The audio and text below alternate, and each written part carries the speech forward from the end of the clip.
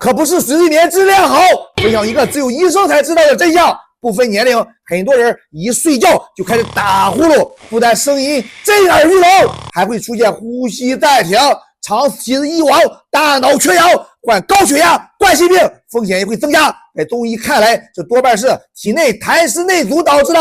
这类人多半有体型肥胖、胸闷痰多、舌苔白腻。取白术6克、葶苈子6克、大枣6克一起煮水喝，能健脾化痰、祛湿，适合痰湿硬葫芦。再分享一个小动作，就是转舌头。先顺时针转1分钟，再逆时针转1分钟，你记住了吗？